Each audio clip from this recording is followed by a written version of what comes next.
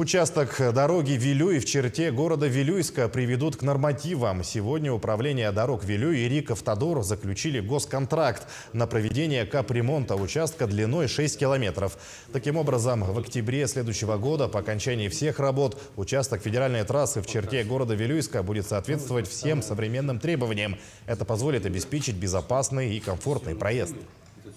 Сегодняшнее состояние дороги, оно находится в переходном типе покрытия. Да, мы можем сказать, что в ненормативном состоянии. Да, если углубиться в историю, значит, это буквально мы в 2020 году только приняли федеральную собственность в данный участок дороги. Начиная с 2007 года он был не в нашем видении. Поэтому, как мы передали федеральную собственность, мы начали проектно-изыскательские работы. И сегодня по результатам этих работ уже подписан контракт на строительно-монтажные работы. Работы включают замену дорожного основания с прокладкой асфальтобетонного покрытия, установку наружного освещения протяженностью 5,5 километров, 5 светофоров и пешеходного ограждения. Кроме того, в порядок приведут систему водоотведения, обустроят 10 автобусных остановок. Контракт у нас на двухгодичный.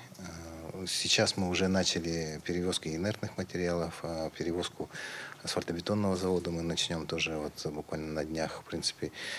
И планируем, что все работы, которые мы начнем, уже по демонтажу, значит, того старого покрытия, которое у нас сегодня бетонное, его мы будем осуществлять уже буквально середины мая, наверное. Поэтому, и, соответственно, как будет получаться разрешение по согласованию с Якутэнерго, Ростелеком, мы начнем и покрытие. В этом году мы планируем где-то порядка километра покрытия сделать внутри центра города Вилюйска. И, соответственно, и планируем в дальнейшем, как говорится, все работы выполнить.